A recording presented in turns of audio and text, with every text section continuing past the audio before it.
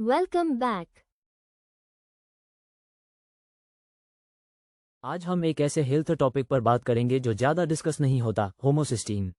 अगर आपने इसके बारे में कभी नहीं सुना तो कोई बात नहीं, आप अकेले नहीं हैं।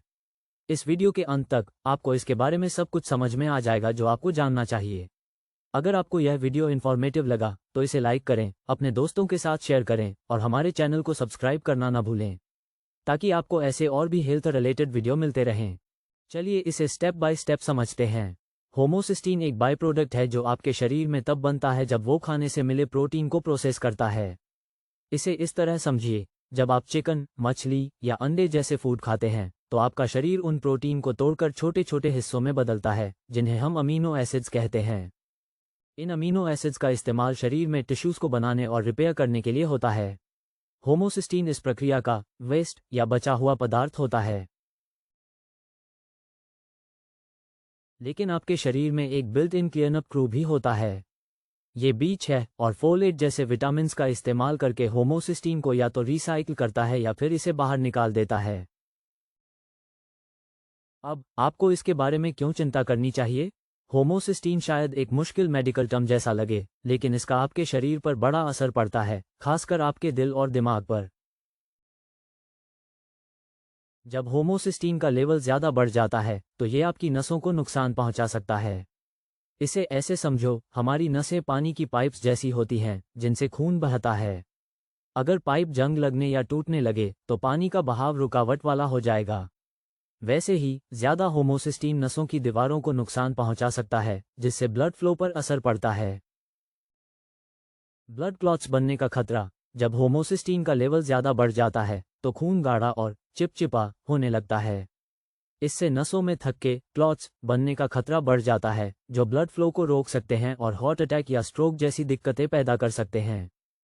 होमोसिस्टीन शरीर में कैसे काम करता है? जब आप प्रोटीन वाली चीज़ें खाते हैं तो आपका शरीर एक अमीनो एसिड मिथियोनीन को होमोसिस्टीन में बदलता है। ये एक नेचुरल प्रोसेस है जो हर किसी के शरीर में होता है।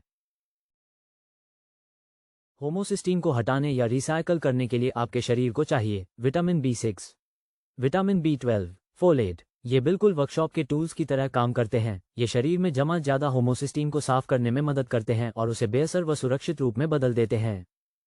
अगर होमोसिस्टीन बहुत ज़्यादा या बहुत कम हो जाए तो क्या होता है?